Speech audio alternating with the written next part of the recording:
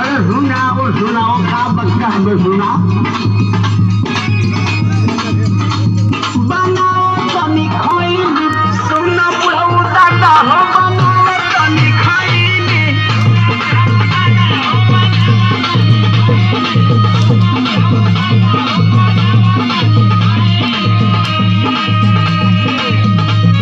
अरे बच्चा तोड़ वाली गोड़ की चुनौती का फैल दे दादा बताई।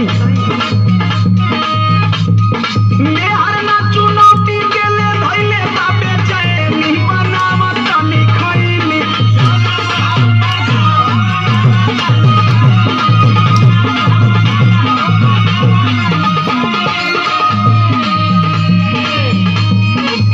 यहाँ का दर्द हुआ हो? कुछ नहीं दादा ले खाली हाल चाल करे नहीं। दादा ढेर दिन पर भेटा है ना कुछ नहीं करो। हाल चाल करत हुआ? हाँ बुलवाओ तो हमके का तो के नशा करे से मना कर लेबे नहीं। ए दादा सुनो फलाना वो इन नशा ना करो ना कल हमरे हाल चाल कर दो। तू चुप रह बुढ़ऊ बोला मत। अब तू हम होंगे जटबू। अरे सुना पहले इधर हाल सुना। सुना बिगाड़ लिखले दासा करही में नशा हो बिगाड़ लिखले दासा।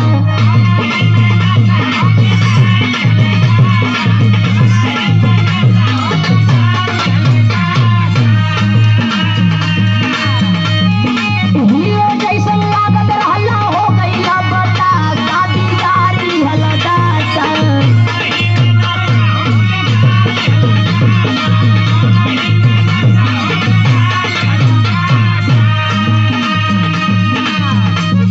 आशीर्वाद की मम्मी एगो मजबूरी बताई। अब भूलवाओ मत हमको। सुनू का सुनाओ तो बोला।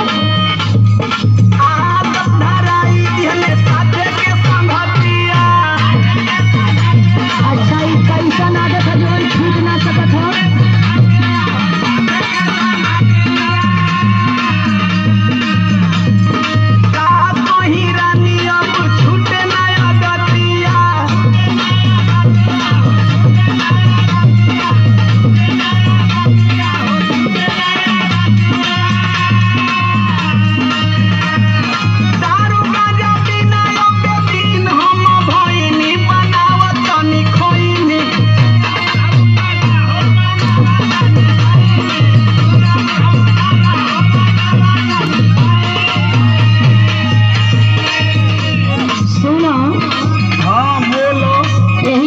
चलते घर में कतना बवाल हो गई। का बवाल हो गई? सुना का सुनाओ तो।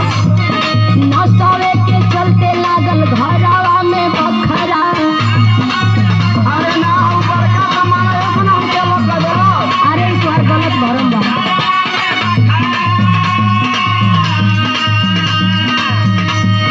पी के पड़ोस में करावे ला तू झगड़ा। अरे हाँ खूब झगड़ा होना।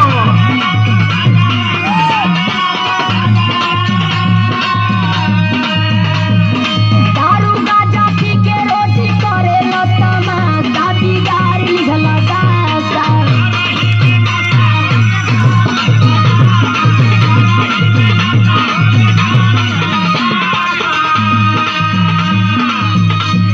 एक बात कही बोला। देख तू सही कहतली लेकिन आज भरे को हमार बात मान ले। कौन बात तहर मानी हो? सुनो सुनावा।